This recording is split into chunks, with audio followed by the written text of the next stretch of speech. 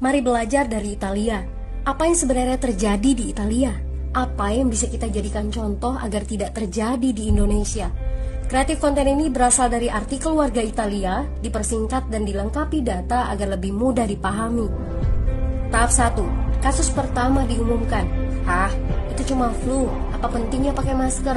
Orang-orang ini cuma lebay. Saya kan sehat, gak bakal ketularan. Gak usah panik lah. Tahap 2. Jumlah positif COVID-19 mulai naik signifikan. Cuma beberapa yang kena. Yang meninggal pun hanya orang-orang tua saja yang memang udah punya penyakit. Hidup seperti biasa aja lah. Pacaran, nongkrong bareng temen, jalan-jalan ke mall. Lanjut. Tahap ketiga, jumlah kasus meningkat dengan cepat, berlipat ganda dalam 1 hari. Tingkat kematian pun bertambah. 7 Maret, lebih dari 5.000 kasus positif COVID-19. Zona merah diberlakukan di Italia. Wilayah yang dikarantina hampir 25% dari luas Italia. Sekolah dan universitas tutup, tapi tempat kerja, bar, dan restoran masih buka. Sementara itu, 75% wilayah lain masih menganggap enteng COVID-19.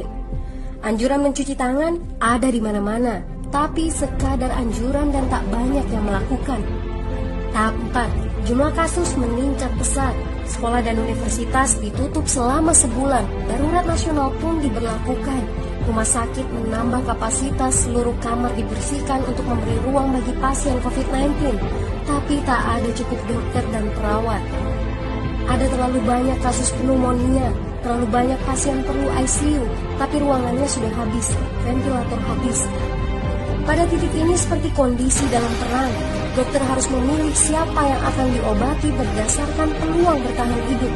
Itu berarti pasien lanjut usia dan punya penyakit bawaan seperti hipertensi, diabetes, stroke tidak masuk prioritas karena tidak ada lagi ruang. Sistem layanan kesehatan seketika runtuh. Tahap 5. 9 Maret mencapai lebih dari 9.000 kasus. Seluruh kota Italia lockdown. Orang-orang bisa pergi hanya untuk keperluan darurat dan dalam pengawasan ketat. Semua bisnis masih dibuka karena jika tidak, ekonomi akan runtuh. Itu kebijakan pemerintah. Mulai ada ketakutan, orang-orang mulai memakai masker dan sarung tangan. Tapi tetap saja, ada anak-anak yang merasa jagoan, masih ingin uji nyali. Pergi ke restoran rame-rame, hangout bareng, minum-minum, dan lain sebagainya. Tahap 6. 2 hari kemudian pemerintah Italia berubah pikiran. Semua bisnis harus tutup.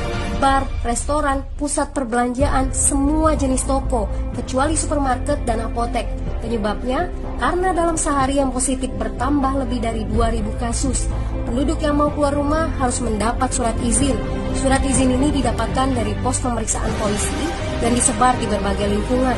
Yang melanggar bisa kena denda 3,3 juta rupiah.